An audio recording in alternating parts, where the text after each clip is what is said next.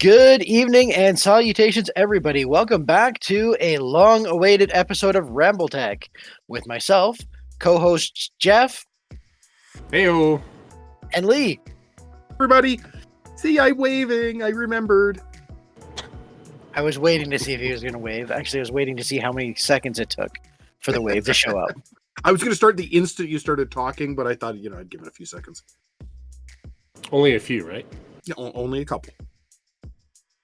So that being said, because we are a gaming podcast and we like to ramble, today's episode will be brought to you by no sponsor, but we're talking about Kickstarters. Lee, what's a Kickstarter? Oh, well, yeah, sure. The guy who knows nothing about Kickstarters, you ask for my definition. Yeah.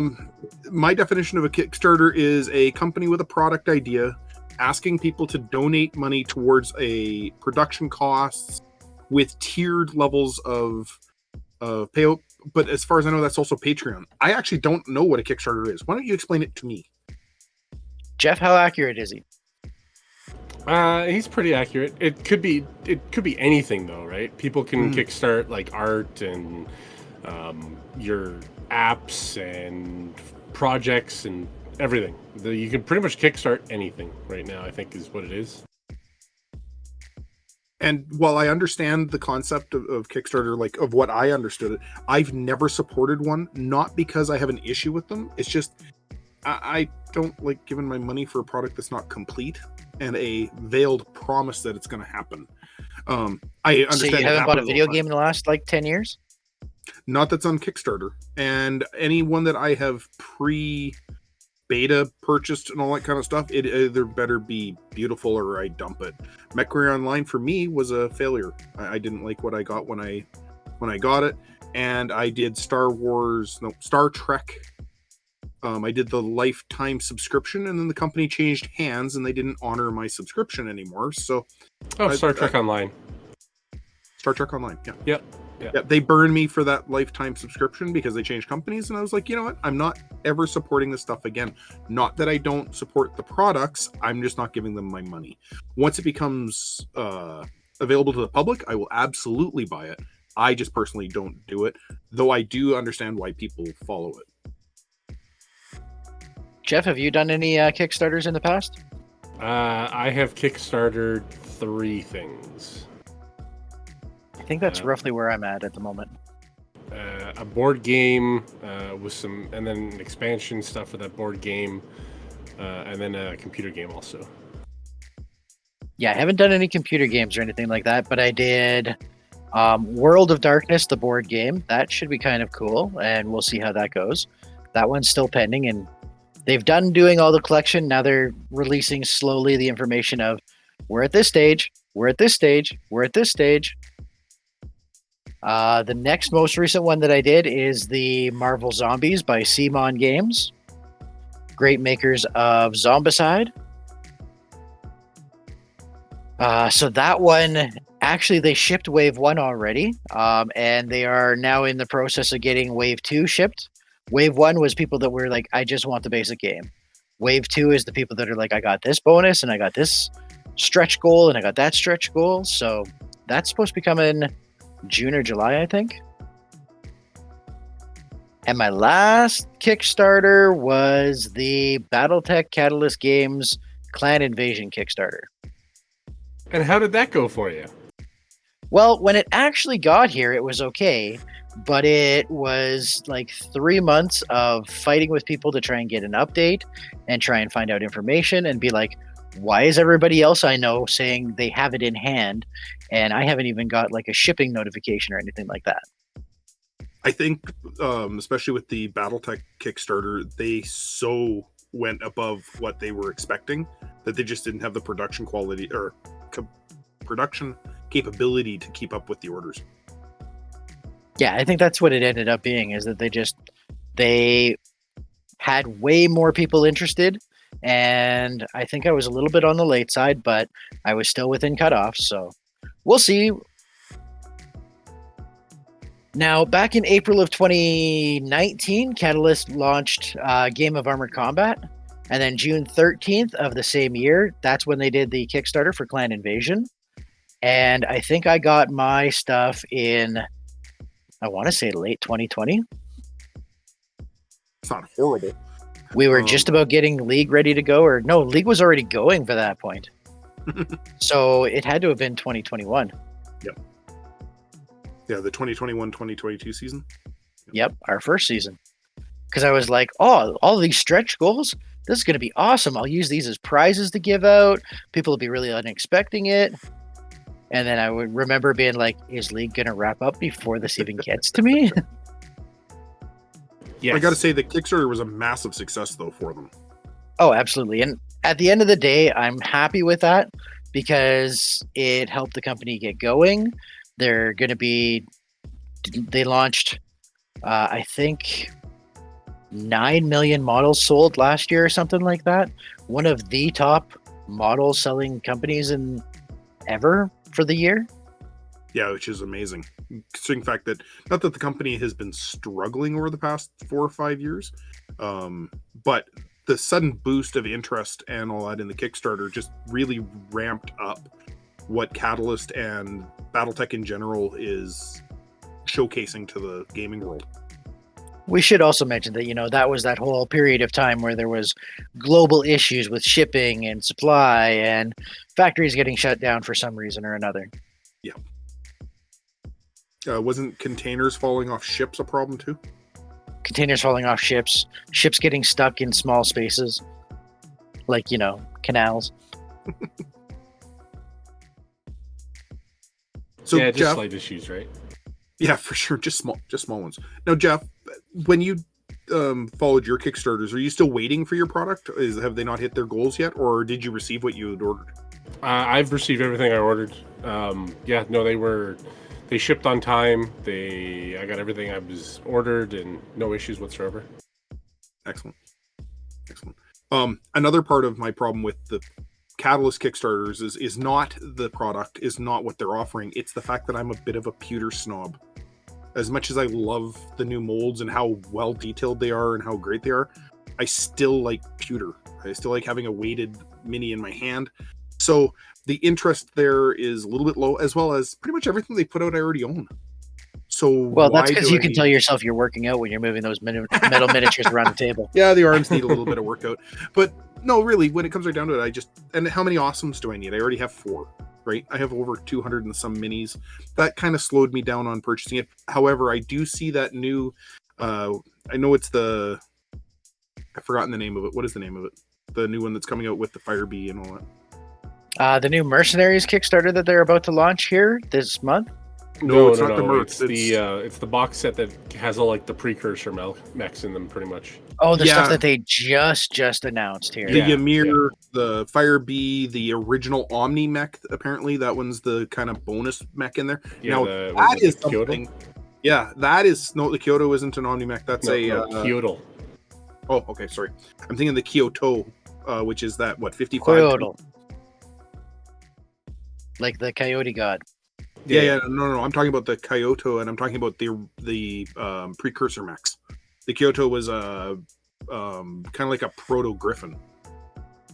Yeah, all of the originals from this house and that house and the original Clan Omni. Yeah. Amazing. The Icarus 2, stuff like that. The Mackie. Yep, that right there has got me sold on those ones because I don't own most of them. Like I've got a couple of Mackies. No, I've got a Mackie now. Just recently received it. But the Furby, I have got to have a Furby. Like, after us talking about it so much? Oh, now that I can actually get my hands on one? Oh yeah, I'm down for that. I was almost curious when we were talking about it. I'm like, did he actually get his hands on one, or is he just subbing something in on for the model? I so want one. So there's definitely excitement on that because I don't own those minis, right? Because nobody does. And I think that's going to be amazing. Well, the Mackie was in production for a while, but I think it's going to be amazing to get my hands on those. And so that's one. But the ones before, that's where my hesitancy, well, that was good English, to purchase it has been low because I already own them. I don't need Daishies. I don't need Awesomes. I don't need Mad Cats. I've got them all already. And being a bit of a pewter snob, I like them in pewter. However, the actually the chances of getting your hands on the plastic resin, whatever we're calling them now, They're models plastic. is way higher than getting a hold of pewter right now. So maybe they're definitely on the right track. Well, the thing I like most about it is that I can carry a battalion and I don't feel like I'm breaking my back. Yeah, it's because you're little. Yeah. I can carry a He's just a battalion. I tiny don't man. manage it. Yeah, I can carry a battalion. It's not that heavy. You just have to have the right carrying case. This is true. So before we get into the Mercenaries Kickstarter that's coming up, is there any other Kickstarters that you might be interested in, or anything that's coming up that's got you excited, Geoff? Not really. I very rarely browse Kickstarter actually anymore to look at stuff. I just find it's inundated with the stuff that I look at, like games and stuff, is just inundated with already like large companies that just use it as an excuse to, oh, if we do this, this guarantees us money to make this product, or they take it to, I find they use it as a platform to mitigate any risk to the company for any products or anything. So, something that could be really good and just doesn't get kickstarted, and they don't do it, and so now nobody gets to see stuff like that anymore. That was one of the things I was hesitant about beginning with, is it's like, okay, here's this major company like Microsoft that's going to be launching this game and they're putting it out on Kickstarter. It's like, you're Microsoft. What the heck are you using this for? I always looked at it as like, here's this little independent company that wants to take a risk and try and do something. Be like, here's our ambition. We want to release this game.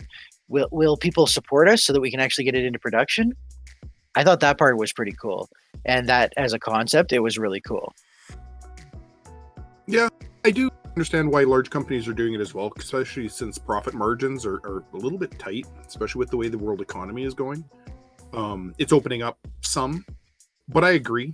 The smaller companies, the independent studios that are coming out with different things, they're the ones who really need the help.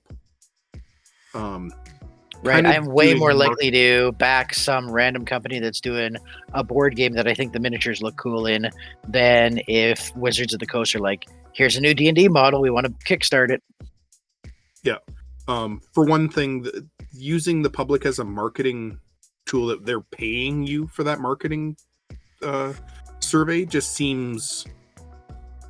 If the price seems too low, you are the product. Yeah. Or I see them as just being a little bit, take a risk. The market's out there. Battletech has been supported forever, and there have been times when it's been low, usually due to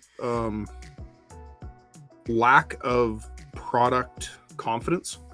Like you were having an issue with some reprints that were just a new cover and no new content in the book. And I agree completely with that attitude of, hey, you know what? I'm not going to get burned again. Your target audience. Yeah. It's the same thing as showing super respect. Eager to buy something new, produce something, release something new. Yeah. I just wanted you to take my money. Oh, this isn't actually new. This is just some different cover. Well, do you guys now I'm just angry. Yeah. Do you guys not remember the Dark Times? I'm not going to say Dark Ages because that was actually what came out to end the Dark Times. But do you remember the Dark Times when you couldn't get anything? No new books were coming out, no new novels, no new minis. Nothing was coming out. Nobody was stocking anything, and you couldn't order anything unless you wanted to reach out directly and be like, here's my $400 order. Yep. And what ends up happening is you hear down the grapevine is, oh, well, nobody's buying product. Well, because you're not producing anything. Right? It's not available. If it was on the shelves, people would be buying it. Yeah. Self-fulfilling prophecy 101. Yeah. If you aren't willing as a business to produce your product and have faith that your customer base is actually going to buy it, no wonder that the license changed hands a couple of times. Now that with this Kickstarter, which is not a new thing, but it's new for some of the bigger companies, now they don't have that risk. They know if something's going to be popular because, well, everybody's already pre-purchased it. That's not really how, especially old purchasers are really going to look at that. They're going to look at it as being a little bit cowardly and a little bit unsure of your quality of your product. Okay, so getting back into the positive aspects here. The Clan Invasion Kickstarter was open from July 17th of 2019, and it closed August 17th of 2019. It had over 11,000 backers and $2.5 million raised as of December 31st of 2022. That is awesome. I would call that a pretty big kickstart to the company to try and get them going. Oh, absolutely. That's great. Like, fantastic that they were able to pull that. And yeah, it's a good thing for the whole overall community that you see that, like, an overall community meaning worldwide community, not just local. It's great to see that people are putting out with their wallets, showing confidence in the product. Yeah, because the more that we get, the more that it's going to support and people can buy and grow. And then that's just going to make more available because they're a more profitable company. Yep. They are currently projecting the next one to be at least as big, if not 20 to 25% bigger than the Clan Invasion. My concern with all of that is that this is going to be what they do for everything. It's almost like microtransactions in video games. Now that they've got a taste that Kickstarters earn them their money up front, they're not going to produce a product without it being part of a Kickstarter. And that's okay, but if people get bored of shelling out their money for a product they're not going to see for a year, all of a sudden we're going to see a downturn in the products being produced. Yeah, I guess that would run a risk in, this Kickstarter, then that Kickstarter, then the next one, and just they only get like 5,000 backers. Yeah, and don't get me wrong, I'm all for them producing new products, and I'm all for them using Kickstarter to get funds to be able to start their lines and all that, but keep making the products regardless. People are going to buy them. I was a huge fan of the idea of the pre-cut out terrain so you could modify your maps with, and I don't mean the three-dimensional ones that came with the Alpha Strike. I was talking about like the rubble hexes and the road hexes and all that they came out with. Oh, the hard card cutouts that they got. Yeah, I liked that because the little punch cards. Yeah, exactly. And I really liked that line. I really thought that was a good product. Unfortunately, at the time that it came out, I couldn't support it because I just didn't have the money at the time to purchase those boxes, and the supply of them was really low. There wasn't a lot of them to be found. I thought that was a fantastic idea because you have all of these maps that people have created that they're getting bored playing on. Now you can run a river through it, put a railroad, make a new set of trees on the default map. Yeah, stuff like that. Buildings, stuff like that, right? Yeah, those kind of and you didn't have to really shell out for 3D terrain, right? Because 3D terrain is great and all, but you have to store it. Right, with that stuff, it fits in a box. You put it away, and you got it. So, some of the new innovations that are coming out with the line and the product line are great. So I want to keep seeing them do that stuff, but I would like to see some of it being done without the Kickstarter idea, just to show confidence in your product. Make sure that the player base continues to not feel like they are funding the company up front. That would be fantastic, but keep with the Kickstarters because the hype is great, but don't forget about just producing products and releasing it. Yeah, now you touched base on something. The new boxes, almost all of the new boxes are coming out with those little punch cards of some kind. We used a bunch of them in our league as rubble hexes when mechs died. That's where they came from. Is fantastic little game aid, right? Yep. Not such a big fan of the here's your paper punch out of a mech, and you can use that as a stand-in. I get it. It's a really, really low cost entry. And I love it. I love it. There have been so much talk recently on Facebook and on the internet about painted minis or pre-assembled minis and all that kind of stuff. And one person actually just recently today was posting the old reinforcements. The fold over ones, the 1982 ones or whatever. Yeah. And I loved it. If only I could hit like multiple times on Facebook, because I don't care what you come to the table with. I really don't.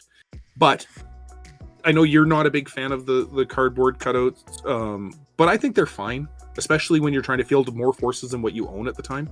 It's better than using dice. It has the big benefit of, I would rather play a game with somebody who's like, here's what I'm bringing. Sorry, they're all the paper cutouts. Be like, hey, I can tell what those are. As opposed to somebody being like, this salt shaker is going to be my Atlas today because I just don't have one. Is that okay? Yeah. Yeah, and that's what it is. It's a great way to get people into the game. Let them flesh out their forces a little bit more, especially if you want to run the really big fights like regiment on regiment or something like that. Though I don't know too many people that are running those kind of games anymore.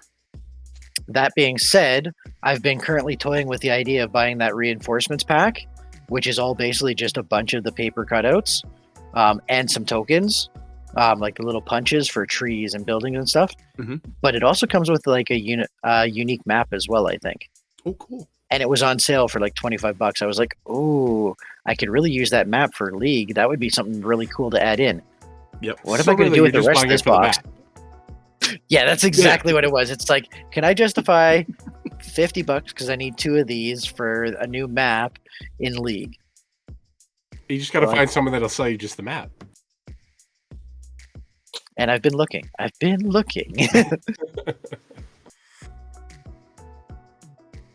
So and like I was saying, don't take me as being negative Nancy on this. It's my personal opinion on this stuff. I think everybody should be jumping in how they feel with the products. It's just like my thoughts on Alpha Strike. Jump in, support your Kickstarters, do what you feel is right. It's just me how I personally see it. Now, despite everything that we've been saying, despite my experience with the last Kickstarter taking like a year and a half or like a half a year longer than expected, I'm absolutely going to be participating in this next one. Oh, what's coming up and what's been going on with the Kickstarter and the Kickstarter launch party and everything, I am so overjoyed with how this is working out. Right, and that's something too, is with this new one, they're not only just, well, they're clearly putting a lot of thought into it because they are releasing it at Adepticon. So a major gaming center and a major gaming convention, one of the premier tournaments for many, many, many, many different games. They're going to have a setup and run a bunch of events. And then they're also coordinating across the world to get a bunch of events run at the same time in local areas. Do we know anywhere that's doing that? So the UK, don't think so, do we? No, I'm pretty sure we don't know anybody. The UK got 2. Oh, okay. And one of them, I think, was Ireland or Scotland or something. Don't call it the UK then. But that's what it's listed as. I know it is. Yeah. Are we booking flights? Nope. There's closer. Germany got one. You guys still won't send me to Ireland. Germany's not closer than Ireland. No, it's not. But I'm just it depends on which way you fly. If you go west, it is closer. Now, the States, I think they got 4 or 5. And if you add Adepticon in there, then they've definitely got the Midwest covered with like the premier event. But Canada got one. Really? So we're heading to Toronto. All of Canada, and, the center of the world, Toronto, didn't get it. Screw Winnipeg. those guys. Got to be Winnipeg. Nope. No, you're getting closer. Let's face it. If it's not Toronto, it's all one other place, which is normally Vancouver, right? Right. The 2 biggest population centers, the places where people are like, oh, everything's got to be there or there. Nope. Calgary, Alberta, Canada got it. Ogre's Den, our gaming store, the one that we play out of, is the host for the next Mercenaries Kickstarter. The launch party, we're currently like all over this, trying to get it organized and figure out what's going on. So super stoked about that. Yeah, that's awesome news. Awesome. That is so cool. Eat it, Toronto. Yeah, I know the guys from Ogre's Den were working super hard on getting it, securing, one of the launch parties. So, yeah, we've got a lot of good things going for us. Not that other places don't, but we do have a massive game store. We have a place with established, consistent tournaments throughout different gaming systems. Like they've run Marvel Crisis Protocol tournaments, they've run Blood Bowl tournaments, 40K, Age of Sigmar. We've got some Battletech tournaments coming up in May for the Alberta Classic. They've been the name in Calgary gaming for a place for a little while now. As well as 2 seasons of the Calgary Battletech League. 2 seasons of the Calgary Battletech League. Something like 4 or 5 Catalyst agents that call it their home base. Yep. We have a lot of things going for the Ogre's Den to receive that nod, and it's a great feather in their cap. Yeah, we're going to do our best to try and make sure that this is successful. I'm just super excited about it. I'm going to play some Alpha Strike games. We'll see what goes on. Now, Adepticon is 4 days. We're currently still waiting for information, but I would not be surprised if we have at least something going on for each of those days during Adepticon. I don't know anything yet because, I'm not in the inner circle of that, but Nope. We have our ear to the ground.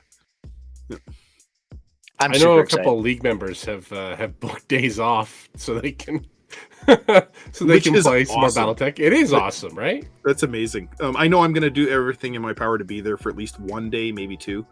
Depends on work schedule and family, of course.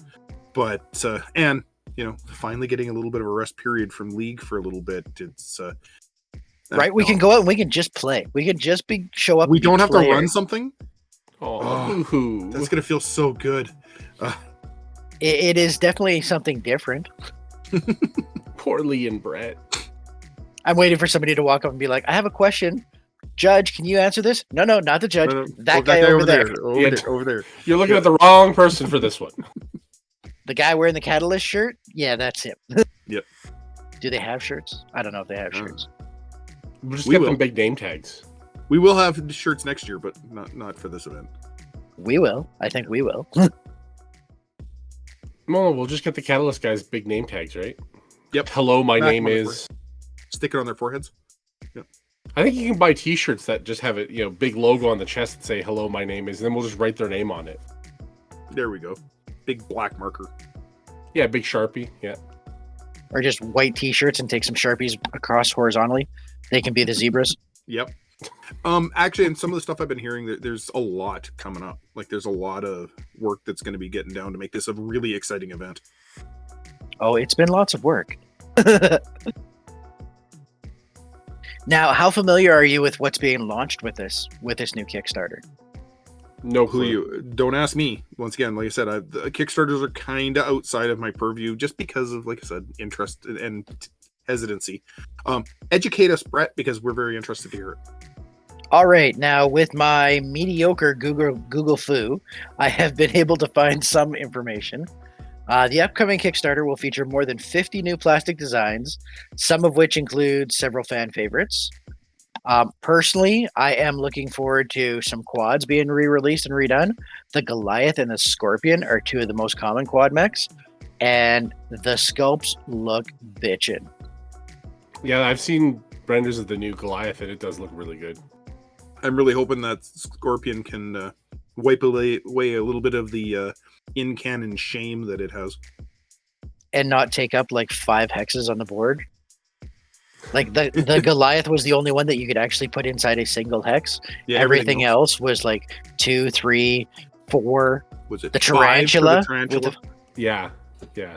I don't know how they will ever make that mech fit a hex that isn't like it being the size of a dice.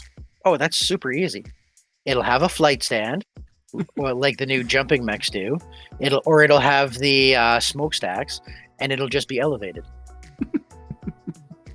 Because it was a jumping mech. Mm-hmm. It's going to look like a helicopter going across the battlefield. Oh, vehicles. You're talking about vehicles? That's coming out in the Kickstarter. Good. They've got a couple of different like lance packs or whatnot. It's good to do some combined arms. I think that's really necessary. I'm hoping they do some infantry. I know that's not probably planned in this Kickstarter, but It actually is. It is? Like regular infantry or more armored? Inner Sphere battle armor is a part of the Mercenaries Kickstarter box. Okay, I meant actually infantry. Yeah, he wants PBI. Nobody cares PBI. about infantry. I want PBIs. Dang it. Poor bloody infantry. You just want to commit war crimes against them using like a fire starter or something. So. I like doing war crimes with them. I've melted a few Crusaders and all that with a properly applied Inferno SRMs. Yeah, but that's because you like 3025. I do. What's wrong with 3025? Absolutely nothing. 3040 through 3067 is where it's at, though. 3025 to just before the jihad is good. Yeah, I can agree with that. We've been through this before. I my issues with the jihad are we don't need to hash over those anymore. Why not? Yeah. Because that's not what we're talking about. We're here to talk about Kickstarters. Okay. I believe the name of the show is Rambletech. We could talk about anything, sir. As long as we see sort of back on topic. Mm-hmm. Yeah, no, I like the fact seeing Inner Sphere battle armor. That's good. It helps balance it off. Vehicles, fantastic. Combined arms. Remind people that combined arms is a part of Battletech, and the rules have been getting modified and tweaked over and over again over the past 10, 15 years to try to make them more balanced. Keep mechs as the king of the battlefield, but actually give them a place in that same battlefield.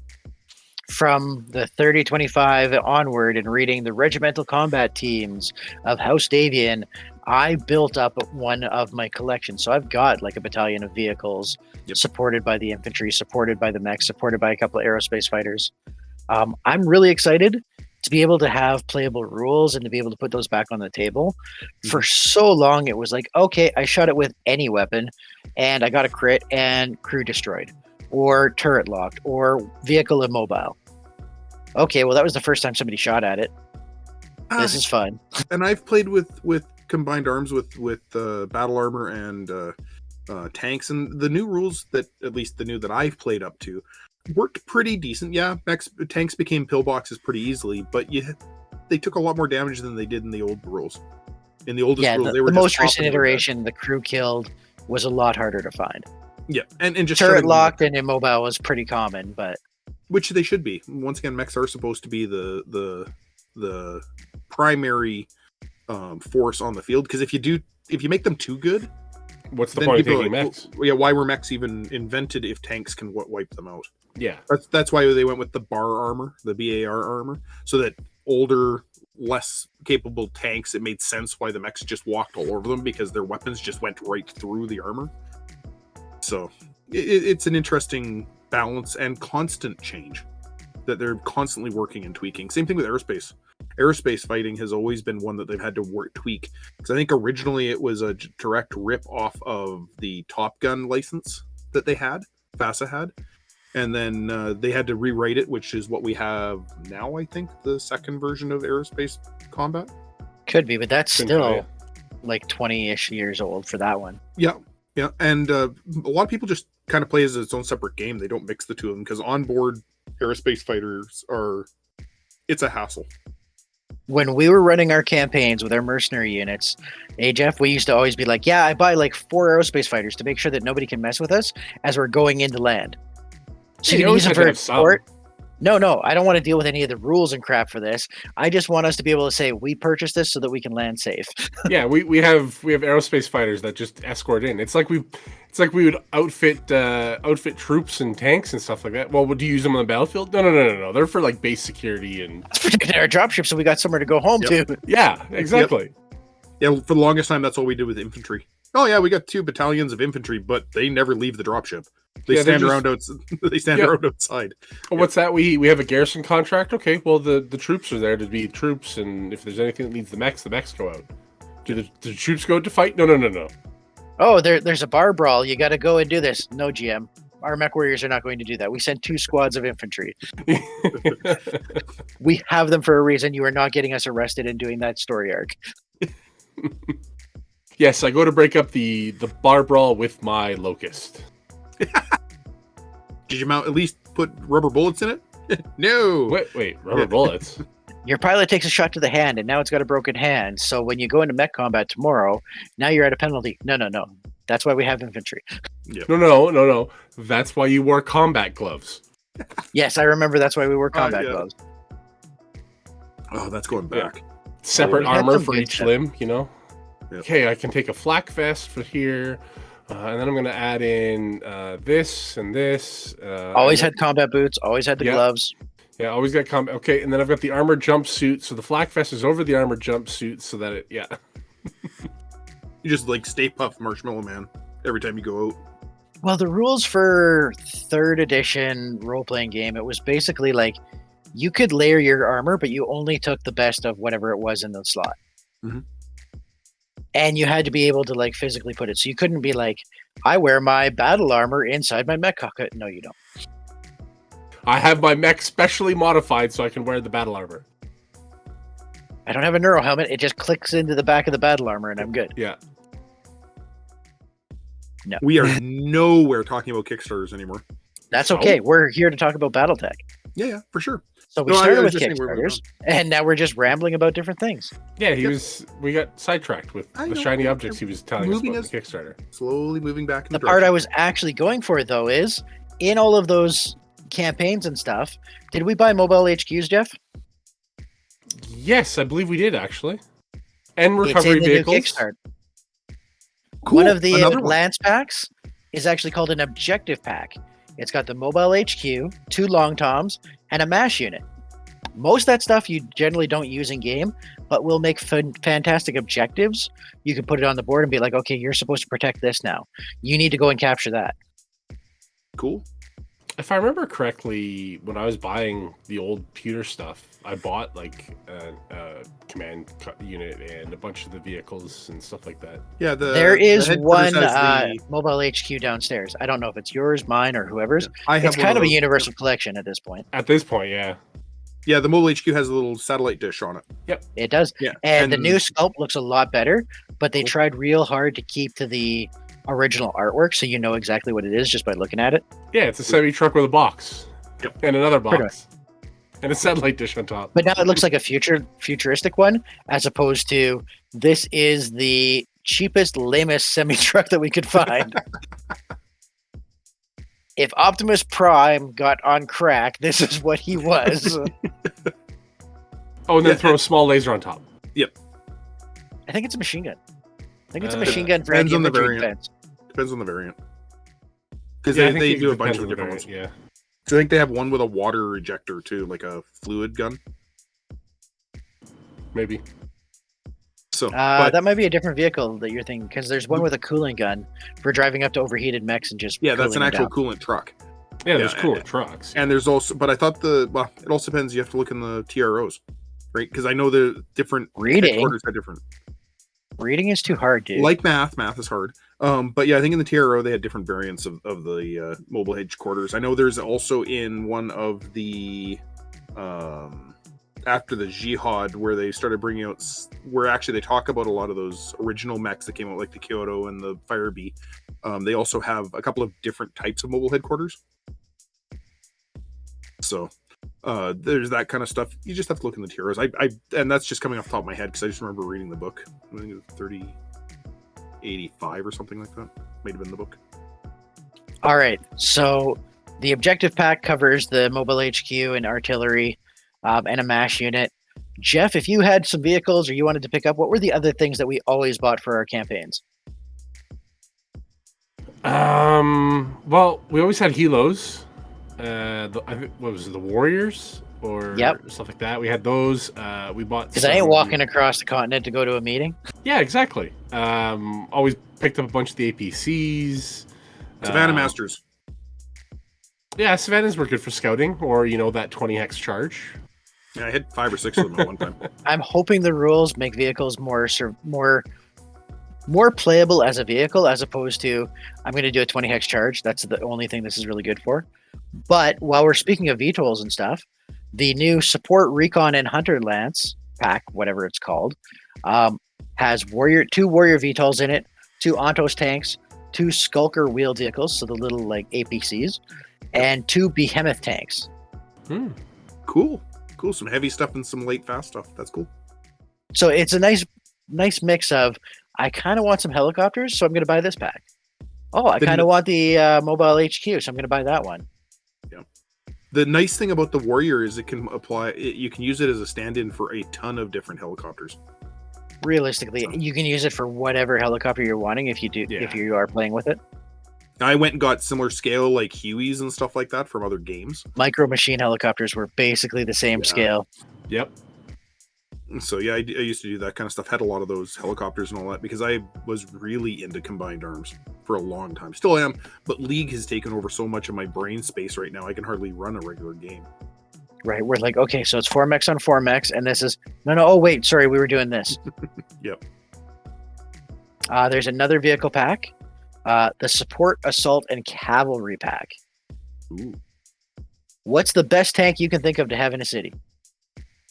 Oh, Demolisher? Yep. Typhoon. Take the Demolisher, add in a Pegasus, Shrek, and the Condor. Oh, those are fantastic tanks. That is a support pack that I think everybody will be buying. Mhm. It was a toss-up between a Demolisher and a SRM. SRM carrier. I'm like, don't say SRM carrier. Don't say SRM carrier.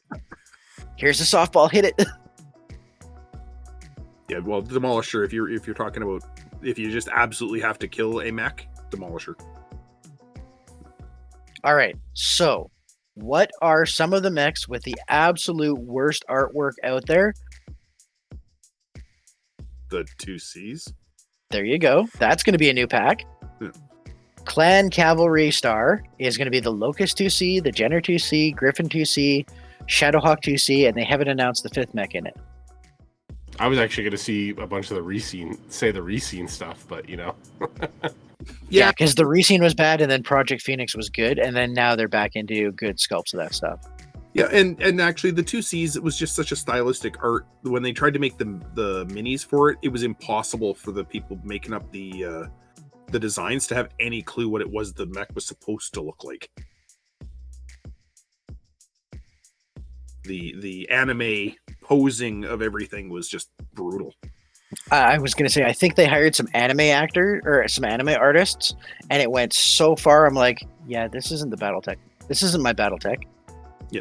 And you know what? It's a great idea for artwork, not so great for people to actually know what the mech is supposed to look like when it comes to paint schemes, loadouts, stuff like that. So the fact that they're coming out with some new sculpts is going to be great, and it'll be, as long as it's not like they're not going to be 47 pieces like the Marauder 2C was. All of these things are single miniature sculpts, like the new Catalyst line. Yeah, perfect. Okay, so let's go on to the next one. Innersphere Recon pack. Oz Scout, Spectre, Firestarter, and Javelin. What do you think of that one?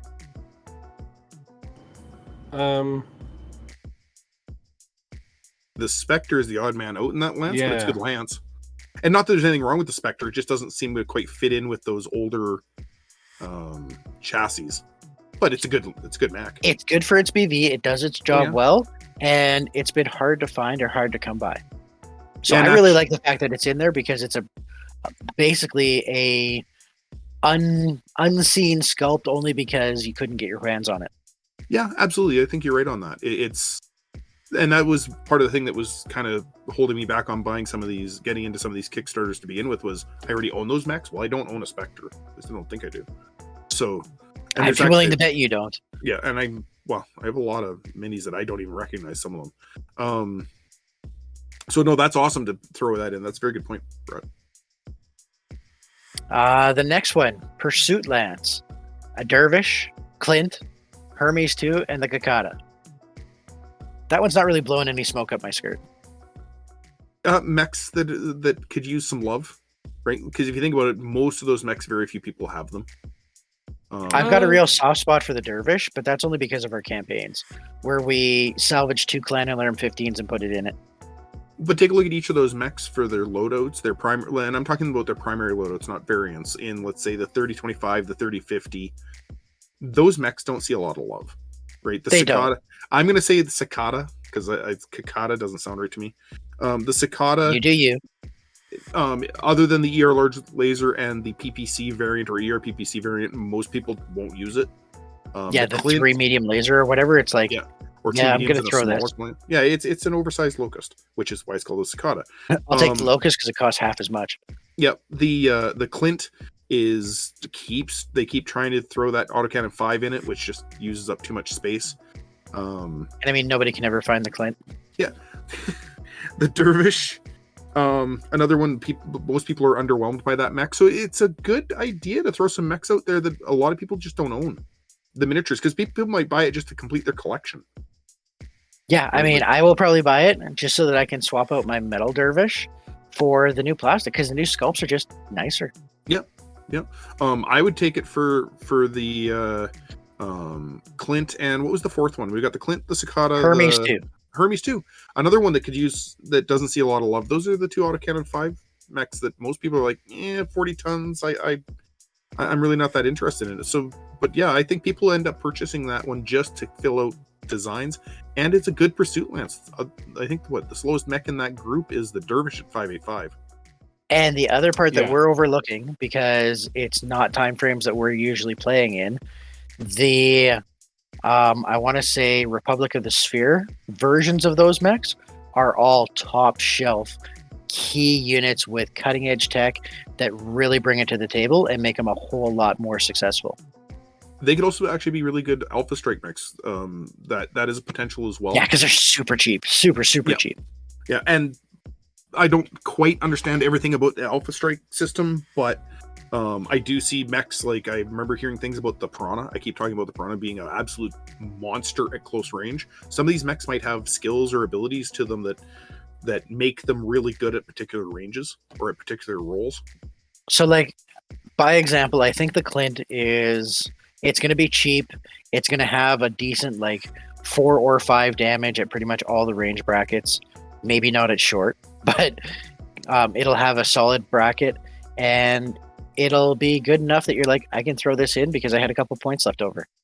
Yeah, space Here's a fillers are whole important. extra unit. Yeah, space fillers is always important in a force unit. In a force. Especially if you're going to be like, I need to do an objective. I just need something that can move over here and stand beside the thing and capture the flag. Yeah, and all of them are relatively quick. So you'd have that advantage for doing exactly that, objective seeking. Now, the opposite of quick, let's talk about the Assault Lance. Starting with the Hoplite. In the Assault Lance? Yeah, it's what, 50 tons, only goes 4.6, not even 4.64. Okay. LRM 15 in like a PPC or something like that. I thought it was an Arcan 10. Or is that the champion? Either way, it is such a mech that you're like, why would I ever take this? It's 6.9. It's 6.9 with an LB10 and an LRM 5. Okay, well that's the 3050 later version. Still, That's either way, that's the 20. Okay, so that's the original variant. So the Star League variant. Yeah. Either way, not really what I would say an Assault Lance mech, but okay. That's where you're going to find the Goliath, though. Okay. That's going to be a nice mech in there. And backing it up, a mech that we've seen a couple of times throughout League over the years, but has been traditionally very hard sculpt to come by, the Pillager. Oh. I was just talking about this mech with our friend Bruce. The Pillager is one of the ones that is so overlooked because how small the original sculpt was. It was tiny. It was tiny. It was hard to get. Good mech. It's a great mech. Just solid assault mech. Yeah, it's just a really small mold. I can't wait to see what it looks like. All right. So if you're putting together a security lance to run around your dropship and just do security. Barton. Close. Merlin. Also close. Not at all. Whitworth, Jagermech, and Scorpion, with the fourth one unannounced yet. Okay, so you didn't do all the mechs in the assault. They only did 3 of them. Also, the other one hasn't been announced yet. Oh, okay, they've not been announced. Okay, so this was the security lance. So you didn't mention that the assault. I was like, what do those mechs got to do with an assault lance? Yeah, no. So what were those three again? A Jagermech. So it's actually going to have a sculpt that people will not be afraid to look at. Because, oh my god, my eyes, it's so ugly. Okay, Jagermech. Whitworth, the unloved double LRM 10 40-tonner of, hey, this is actually cheap fire sport. Mm-hmm. And the Scorpion. This is where you're going to find the second quad. And they haven't announced what the fourth mech of this one's going to be. You know, I'm actually really liking these mechs that are coming out. Like, mechs that not everybody ran. A lot of them had a lot of stigma against them, which seeing a little bit of a sculpting love upgrade, as well as, like you said, some of the stuff for the new, like the Republic of the Sphere variants and stuff like that. These mechs are going to see some use. I like that. I might be picking a couple of these boxes up just for those, just to have some mechs that I normally don't run. The most impressive part that I'm finding with this is that we're not getting resculpts of stuff they've already released twice. We're getting all new sculpts of all different stuff. And at least one out of every of these recon packs or force packs is something I don't own yet. Yeah, that right there gets me wanting to buy them just for that reason. Either it was too difficult to find, I thought it was a crap mech to begin with, or it was just an ugly sculpt, like a Jager mech. I own one because it came in a batch that I bought of mechs, not because I ever wanted it. I own one, so you should have 2 downstairs. Yeah, there's a Jager mech, there's a plastic one, and there's a Jager mech 3. Yeah, I purchased the Jaeger Mech 3 is probably the one I bought. Yeah, if it's the metal one. I purchased your mech simply because I couldn't keep buying riflemen. I have too many of them. I think I have almost a dozen riflemen. The mech that wants to be a rifleman, but was actually worse. Yeah. So and then I bought a Jaeger mech just because I had to stop buying riflemen. It was becoming a problem. There was almost an intervention. Okay, so this next lance, it only has 2 announced on it. It's a heavy recon lance. It's the Ostrock and an assassin. An assassin. Assassin. Once again, they're picking mechs that really don't see a lot of use. Like a lot of people will pick assassins, but they're not expected to do a whole lot. It's a throwaway mech. Yeah, and an Ostrock. My problem with the Ostrock and the Ossoul is, especially going back, being old man Battletech player here, they couldn't handle the heat of their own weapons, and their arms had no armor. So but they this were is the issue that we're having, is that we played too many years in 3025, because the later versions of these things are top of the line. Oh, I'm not saying that. It's just in my head, I'm like, why would I do really like that they're showing some love to these mechs though? Because maybe I'll go pick up an Ossoul. The Ossoul, you said, right? Not the Ostrock, is the Ossoul. No, it's the Ostrock in this one. Ostrock, okay. Assassin, Ostrock, and 2 others. Hopefully, they're going to make the Ossoul and the Ostrock different enough in appearance that you can tell the difference. They are, because we've seen pictures of them. I have and not. This is actually, with this line, they've been hyping that they're doing all 3. There's the Os-Scout, the Ostrock, and the Ostall, all getting new sculpts and are all noticeably different from each other. Sweet. But they're good mech. Like, the Assassin is a really decent, fast mech.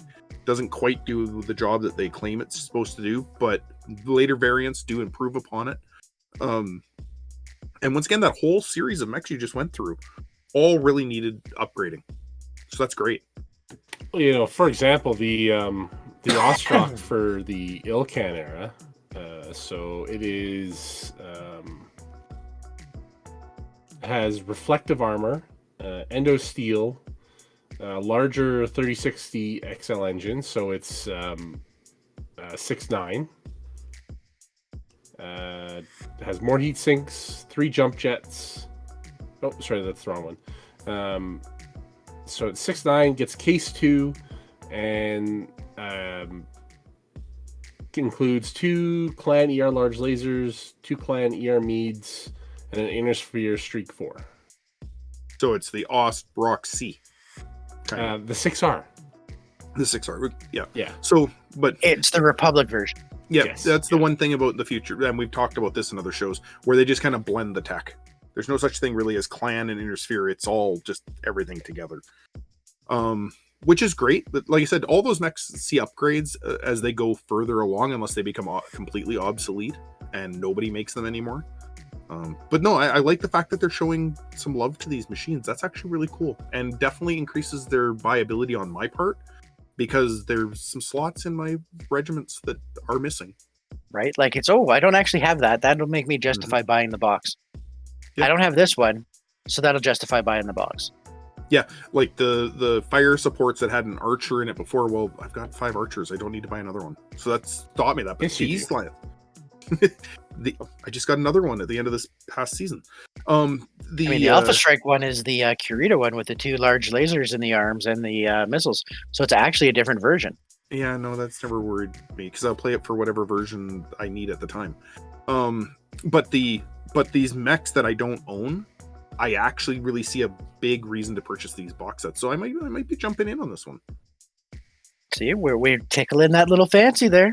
But that's the thing. It's got to be something that I need or didn't know I needed until I heard about it. Right? And the other stuff didn't do that for me. So this is actually catching my interest. See, this is something that I was thinking. Once we started talking about it, like, I know I'm going in on it, but I'm pretty confident that there are people that are like, I'd really like this, but I'm not going to get in on the whole thing. But can I add this to yours? So we'll mark it down at the 1 hour mark. Lee has possibly been talked into buying this. Or at least some of it, yeah. Okay, we've got another clan star to talk about. This one is a direct fire star It's the Phoenix Hawk 2C, but I hated that mech because it's nothing at all like a Phoenix Hawk. Yeah, not even close. The Rifleman 2C, which is everything a rifleman ever wanted to be. And the Kraken. They're releasing the Kraken. A new Kraken. Cool. Yep. Again, it's going to be one that you don't have to like do arm benches to just pick up the model. So the old one was like, what was it, 16 ounces or something? Yeah, exactly. Just the right way to bounce it off someone's forehead when they head cap you. Except it was still like 12 pieces. So as soon as you did that, it was shattered forever. You only ever had to do it once. You only ever wanted to do it once. 16 ounces to the forehead. Dunk. And the other two in that star are not announced yet. What variant of the Kraken are we getting? LRM-15. I think it's LRM-15. the original. LRM-15. Oh. I want to see how many LRM-15s they can pack on one plastic. You mean it's not the one with the 8 LRM-15s? LRM-15s? Yeah. No, that one is still available through Ironwind Metals, but it is not. Yeah, you would have had enough plastic for 2 mechs with that one. Oh, yeah. It's interesting that they're calling it the Kraken and not the Bane, though. Yeah, the naming is very much like the Innisphere names of these, I think. Yeah, because Kraken is the Innisphere name for it. Bane is the clan name for it.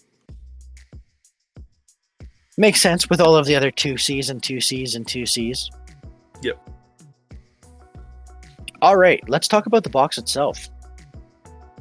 The Kickstarter aims to deliver the new Mercenary box. And the rumors have it, we are getting 2 Galleon light tanks, 2 Maxim hover transports, some Innisphere battle armor, the Firefly, the Flea, a Chameleon, the Devastator, the Ossal, the Star Slayer, the Quick Draw, and a Caesar in here. A bunch of mechs that once again need love. And I like that. That's really good. I've got a soft spot for the Caesar, but that little piddly barrel that comes out of the chest, that's actually the Gauss rifle, I hated. This one actually has a pretty significant looking barrel. It looks like something that you're like, oh, that gun scares me. Yeah, that's good. That's good. Same thing with the Maxim hover tanks. Those things are a unsung hero for combined arms players. I mean, I already have 8, but yeah, I've got a couple. Right, but they're great. It's awesome for people just getting into the game or just looking to add in vehicles for the first time. Yep, and moves those Innisphere battle armor around for you. So no, I like that. That's a really good collection of minis. Right, Star Slayer is an interesting choice. It is. It's another model that I've only ever seen one.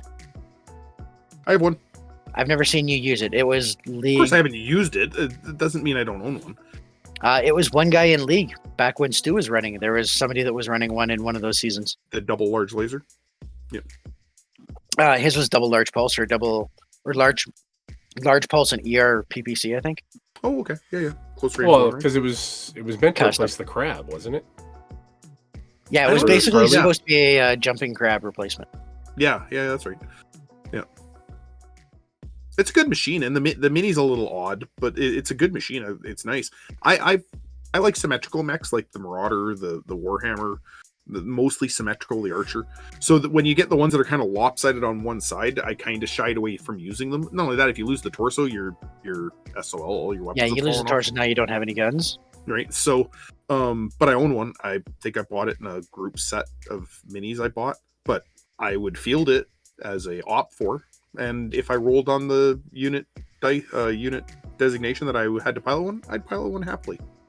And because it was stacked and recessed, so you had one that stuck out further than the other, it kind of got past that. It doesn't look symmetrical. Yeah. Yep. Much like the Hercules, I think, is also similar to that in design. Mm-hmm. So no, it's once again a bunch of mechs that probably haven't seen a whole ton of love in a long time. I think it's great to bring them back out, and this is exactly what I've been waiting for, is to start seeing some of the machines and the minis and the tanks and all that haven't seen the light of day in a while.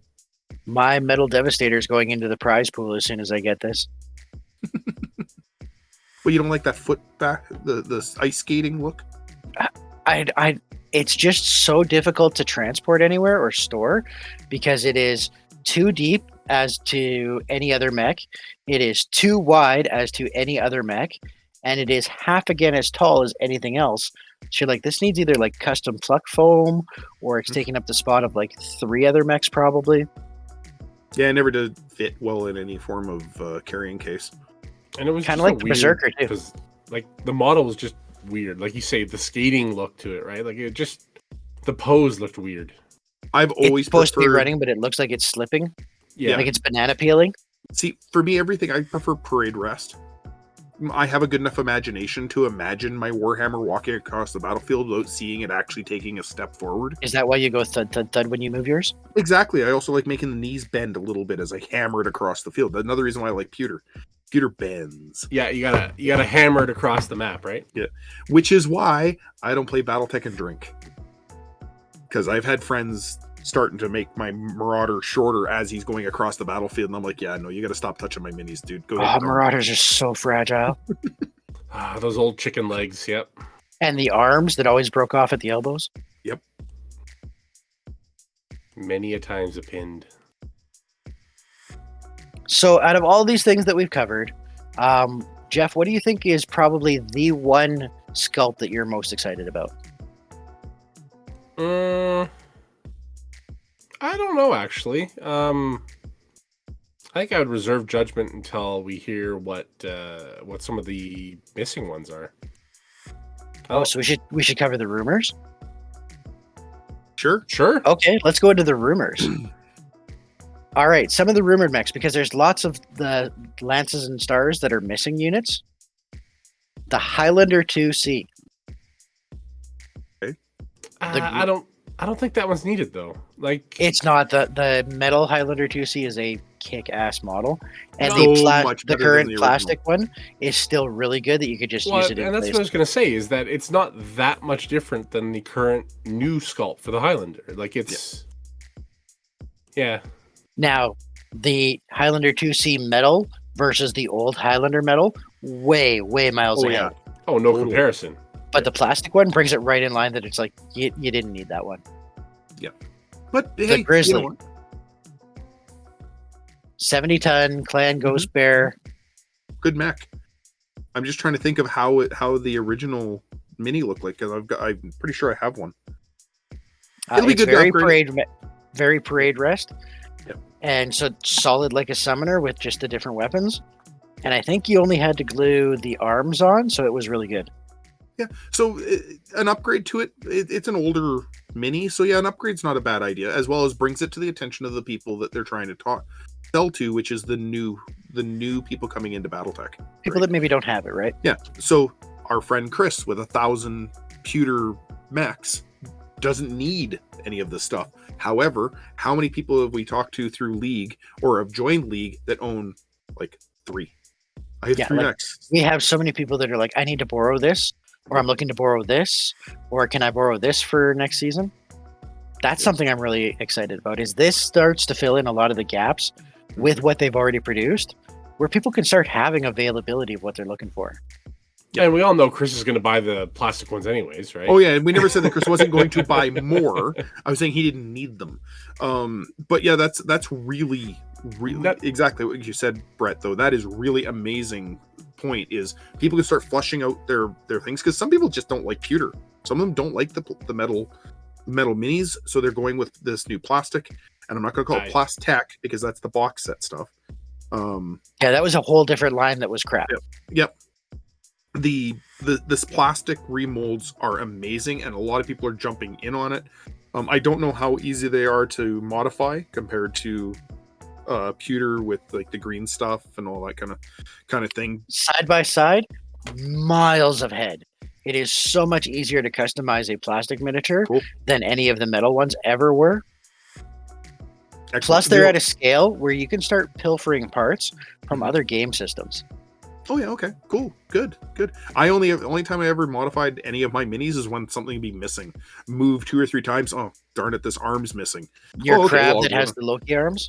Yeah, no, I have a crab with, actually, I think those are Mad Cat arms, aren't they? They might be Loki's. Loki, Mad Cat, and Summoner all use the same arms in the. And then my metal King stuff. Crab. Have you seen my King Crab with the Daishi legs? No, but that would be awesome. You got to see this king crab. I'll bring it next time I see you guys. I bought a lot of like a group of mechs from a friend, and the legs were missing off this king crab, which I didn't own one. And I'm like, okay, cool. Well, I own 3 daishis, and this other one was like missing its arms. I'm like, well, I'm out of heck with it. Took the legs off, put it on the king crab. It stands on its own. It's balanced. It doesn't need a hex base. It is glued in such a perfect position that it looks really hulking. It almost looks like the Harebrained Schemes king crab. And where the legs were originally glued on, they look like jump jets. So funny story about that. I had traded that model away in like a 3-way trade because I'm like, I've lost the legs for it, but somebody else was like, oh, I can make use of that. And it's funny that you ended up with it. I ended up with your king crab. With my old king crab.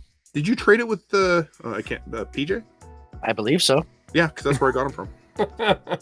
That explains it. It looks good now. It's even painted. I was planning originally on having it on a base or as a base with something standing on it as if they just DFA'd it into the ground. It's one of the best looking minis that I own, actually. It looks I think great. you should go find it and show us. All right, now that you found it. Mm-hmm. So a couple things that I will take some pictures of this thing to put a little bit closer picture during the podcast, but I will show you guys. Can you see it clearly? Yes.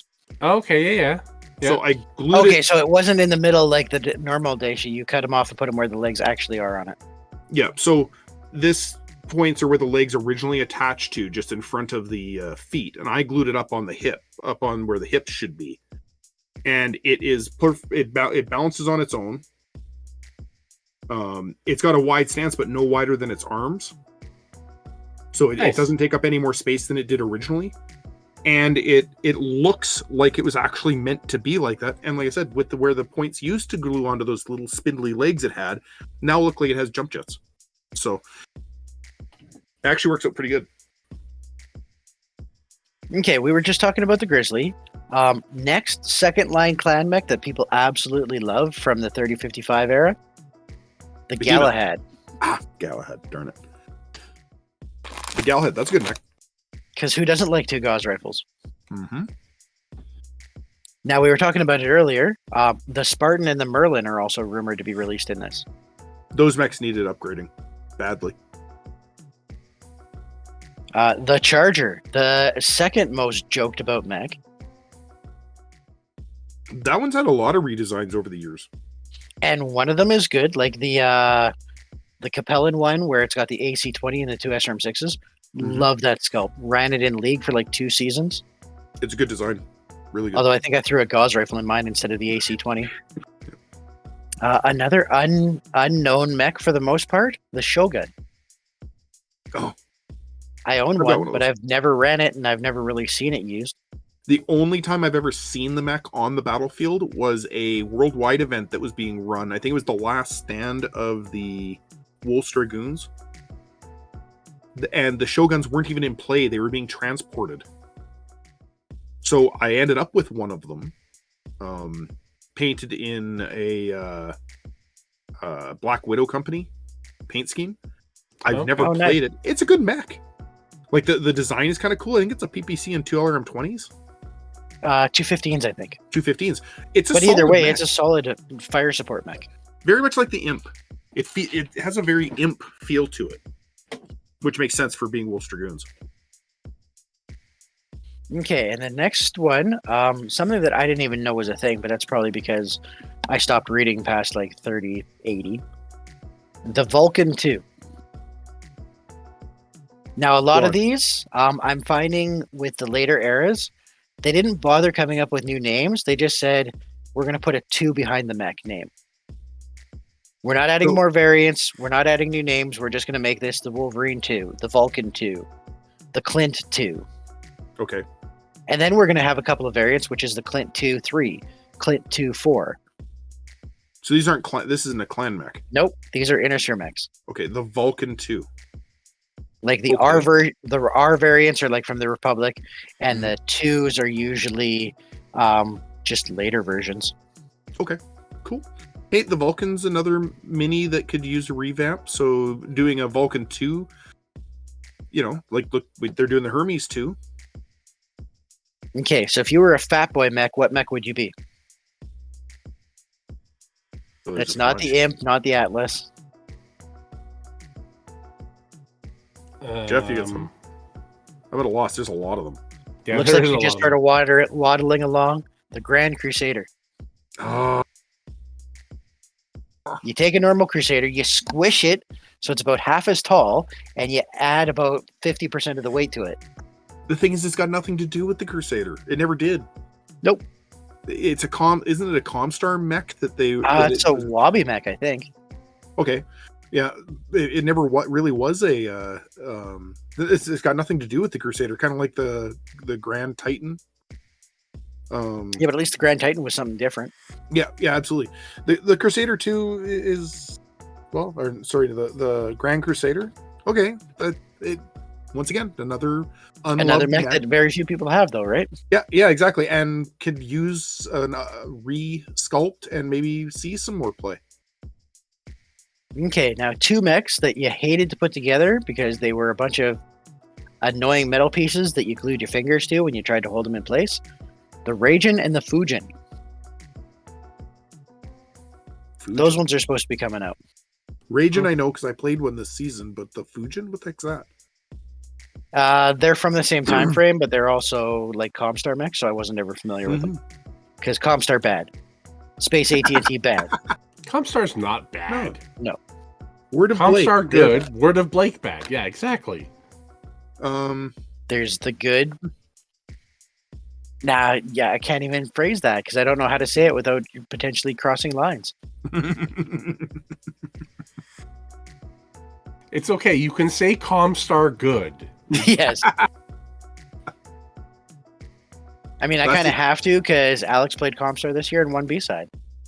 Hello, I'm right here. I played Comstar as well. And yeah, but you didn't do anything with it. I made it into the playoffs. Almost everybody did. The look on your face.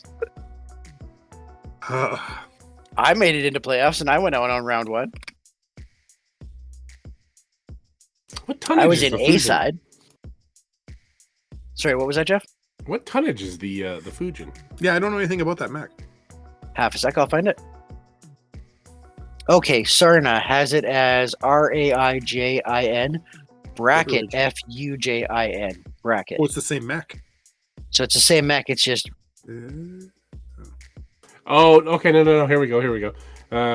With both production lines being shattered by the Blake's defeat and the Comguard disbanding in the wake of the Jihad, the Rajin seemed destined for extinction until Malcolm Buell's Blessed Order reached out to Independence Weaponry to secretly manufacture a new variant for the reconstituted 1st Division of in the 3120s.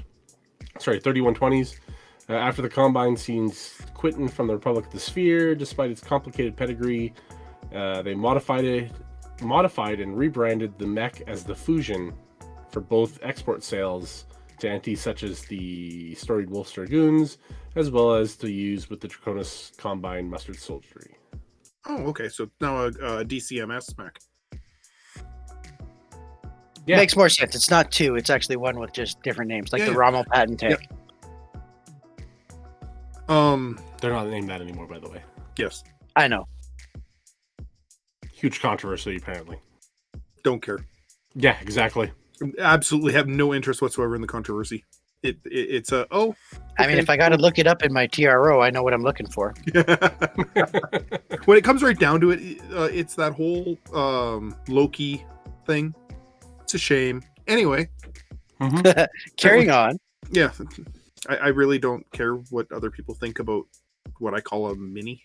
What difference does it make? Really? So, moving on. Yeah, so basically we've talked about everything that's rumored and noticed and has been leaked and whatnot. Overall, I would say I'm super excited about this. Oh, I'm actually now, honest to goodness, interested in looking into this as a purchaser, not just a participant. So that's really cool. I'm looking forward to checking this stuff out. I bought the Alpha Strike box because I thought it was cool for the mechs in it, and the rest of it was kind of a bonus. The Mercenaries box, I'm thinking it's going to be cool for all the stuff that's in it too, and I'm hoping it has a couple extra maps. But other than that, it's like all of this stuff looks like stuff that I want to buy. At least, you know, one out of this one and one out of that one. Yeah. I think they're absolutely on the right track with hitting up on units that people, either old players don't have because they just didn't really want to buy the mini. It had a bit of a stigma to it, like the Scorpion, or just helping people, the new players, get a bigger, broader collection of minis to play in their home games or in leagues or in tournaments. I cannot stress enough how happy it is that we're not getting a 4th Atlas sculpt, that we're not getting a 3rd Archer sculpt, that we're getting a whole bunch of different stuff. I would rather have one of every mech available before I'm like, you know, this custom variant of that would be pretty cool to have. Yeah, because people can build their own variants, right? Or like you, I have an Archer, therefore it's an Archer. It doesn't matter if it's the 4M Archer or the 3R Archer or the K Archer. People see it and they know I'm running an Archer. Yep. I don't have to sit it on and be like, this Wolverine is actually my Dervish. Yep. Or you know, if you can't remember after I fire my 2 LRM-15s and my 2 large lasers from my Archer that it's the K variant, right? From moment to moment, that's a you issue, not a me issue. And in Alpha Strike, that's totally irrelevant because it just does 8 damage at long range. Yep, which is awesome. Which is great. Well, not awesome. This other version does 6 damage at long range. This version does 8 damage at long range, and I paid 12 points for it instead of 10. Yep. So, which is cool. Like, I'm actually looking forward. I'm going to be checking out a little bit of that Alpha Strike stuff as well. Probably won't play, but I will be checking it out to see, so I'm a little bit more educated for when people ask my opinion. It's not my Battletech, but it is Battletech the skirmish game, is how I explain it to people that are like, you know, I'm kind of interested. And I really like it because I've got a bunch of 40K friends that are like, you know, Battletech's really attractive, but I ain't going to sit down for 5 hours for one game. And you know what? Alpha Strike is good for getting people hooked. Right? Because the people that play Warhammer will then go out and be like, oh, this is super cheap. For 1 box of Warhammer, I can get like 3 boxes of this stuff. Yep. I'm going to get 3 boxes of this stuff and paint for the weekend. Yep. Yeah, it'll be good for the people who enjoy painting and modeling. Which is good for the hobby. Yeah. Because that's 3 boxes of sales for somebody that just bought it for something to do for the weekend to paint.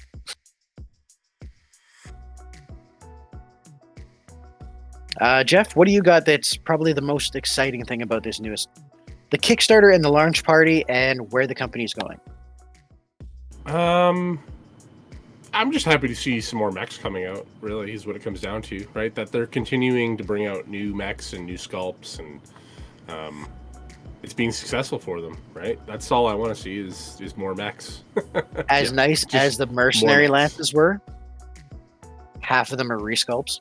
Yeah, which I don't mind. Here's a hatchetman. You already have a hatchetman, but here's one jumping. Okay, that's cool. At least it's something sort of different. Yeah, and I don't mind that, really. But, you know, it's nice to see that they are bringing out more of the newer stuff that people... or new sculpts of stuff that people don't have in plastics, and are updating the sculpts type deal to make them look better and nicer in some cases. And I know some people like the old sculpts better, but... whatever. Teach the only hiccup I can see, and it's a non-issue for us because our local game store will order what you want, but with like 32 different lance packs, how much shelf space is that going to take up in a local game store? Are they going to be able to have that on hand for if somebody comes in and says, I'm looking for the new mercenary pack that has the gunslinger in it? Oh, I just didn't happen to have that one on stock. Womp womp, miss sale. Yeah. Maybe they'll come out with singleton boxes too, right? You know, maybe that. I think that would be kind of neat if they did that too. If they, I don't think they have the distribution license for that. I think Ironwind has the distribution license for only single models, unless it is the salvage packs. Yeah, they just need to work that out, right? Get in talks to figure it out, because once again, at some point in time, they got to get their poop in a group and work with these companies to make sure that the supply goes out, because if you don't want to see these fail, or you don't want to start seeing interest start dropping because, like you said, distribution problems come up and you can't get a hold of that box set that you want for 3 years.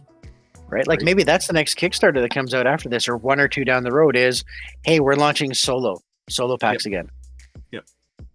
We're going to kickstart blisters for single mechs. Yeah, because maybe people want 5 archers and don't want to have to buy 5 different box sets for archers, or have to go to their friends, or online trading for people to buy their archer that they don't want, or buy a box of 4 mechs that are set that you don't want 3 of for 30-35 Canadian, or buy an archer for 15. Yep. If you only want the archer, it's actually cost saving to buy that single model. Mm-hmm. Yep. So then that's just something they're gonna have to look at in probably the near future as it's going, right? Like you said, 2025 probably they might look at that, I would be guessing. Yeah, because if you think about it, you've got, like you said, all of these box sets coming out. They take up a lot of space. While they are selling well, eventually the market's going to get saturated, right? And then you're going to have people, they're going to have them on shelves somewhere for people to walk in and see. And as great as it is to walk up and buy 5 mechs, and as you said, somebody wants an archer. Well, the other part about that is the impulse sales. I went to the game store to buy a paint a pot because I'm going to do this. Oh, I can pick up this one solo mech too. Like, how many people were just all over those salvage boxes because it's a single mech at $10? Yep. No idea what it's going to be, but I want to, buy a mech. Yeah, and that's just future planning for the company, and hopefully they see it before it becomes a problem, because sometimes the delay in the solution to that problem causes interest to drop. Yeah, like I know I didn't buy any of the salvage boxes just because I wanted what I wanted and didn't want to buy a random mech type deals. So yeah, that was one of my issues with Clicky Tech. I got salvage boxes with my Kickstarter last time, and I bought a bunch of salvage boxes and used those as prizes for the league. I'm like, I don't like loot crates. I don't like the mechanic of it. It feels like dirty gambling to children to me. Yep. But it is what it is. And we had people that were like, couldn't keep them in stock. Stores could not keep them in stock. Yep. And part of that was because it's a single model. It's $10. You're getting what you're paying for. But it's random. Yeah. Well, on that same note, like the reason why Clicky Tech for me fell to the wayside is because I didn't like the kind of gambling idea of the blind box. I have other friends who have hundreds of Clicky Tech miniatures because they loved the fact they didn't know what they were getting. And they're probably still missing the 2 or 3 that they wanted. Yep. The same thing I had the issue with the trading card game. Loved the game, but when you're buying blind packs, you have no idea what you're getting. Right? So your deck may be good, your deck may be constantly full of locusts. Right? Now, this being said, it also really Swarm. appeals to the Magic the Gathering type players and stuff too, though, right? Because all those collectible card players are all about, I'm buying a pack. I'm going to buy a pack and see what I get.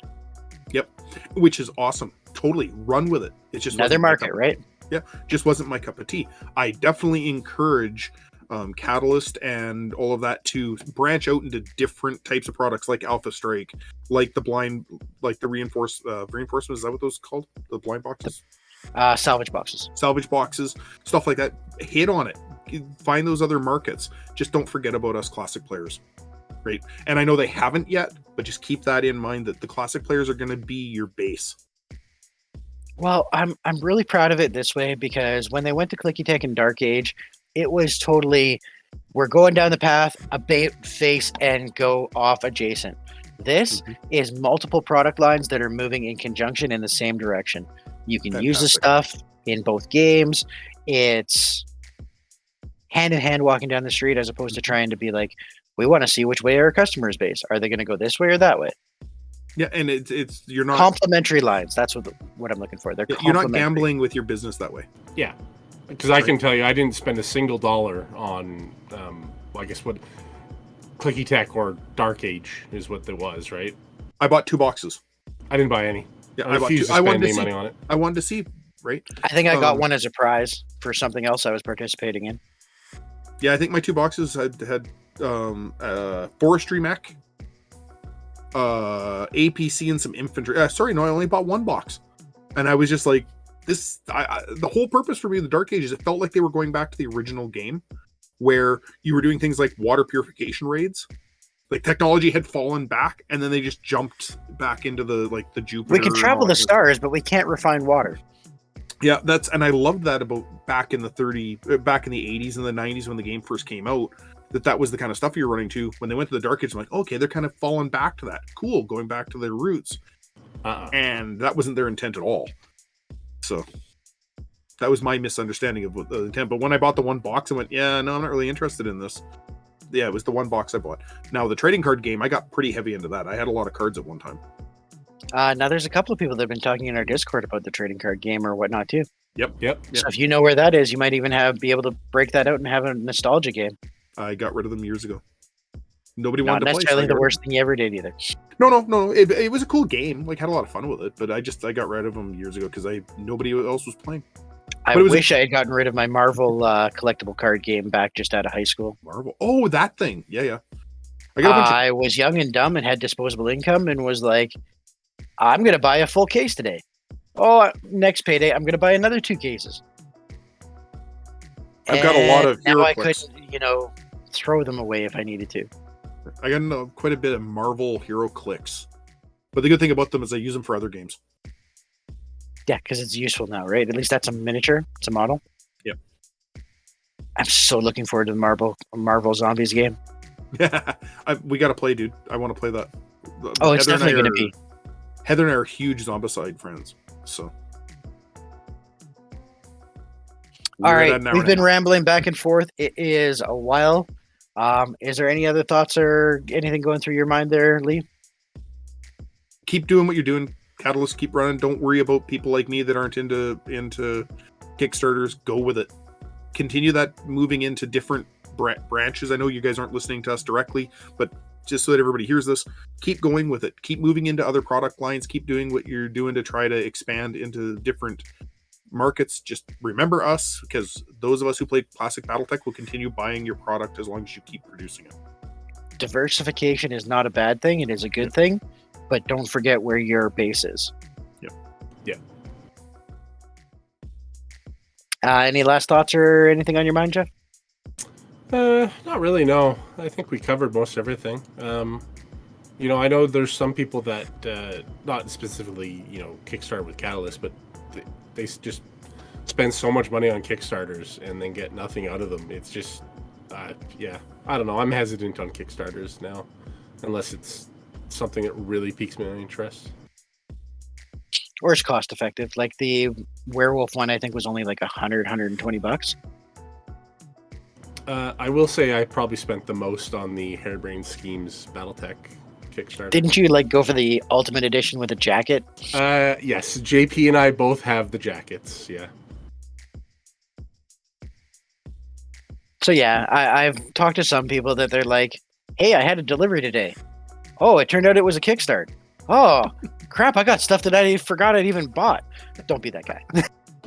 I have a friend that I play board games with that is like that. Last year he probably Kickstartered, I want to say probably 50 board games. Wow. That's disposable income. He just gets stuff and then he forgets about it, and then it shows up and it's just like, oh yeah, Christmas. This. Yeah, Christmas in October. There was times when he's like, yeah, I picked. Apparently, we got some stuff delivered to the house. The wife wasn't happy because there was half a dozen boxes type deal, right? He's a lawyer. He can spend the money. So there are worse hobbies to have. Absolutely. But I'm looking forward to us getting back into the habit of things, and this has been a wonderful episode of Rambletech, and we should be getting back to that now that we're into our summer season. You guys all have a great evening. It's summer as far as I'm concerned. Battletech League's over. Yeah, we're off season. Break out the golf clubs. It's almost construction season because we have winter and construction. Construction never ends around here, dude. It's Canada. The roads constantly need repair. All right. Peace out, everybody. Have a good night. We will talk to you next time. Have a good one, folks. Night.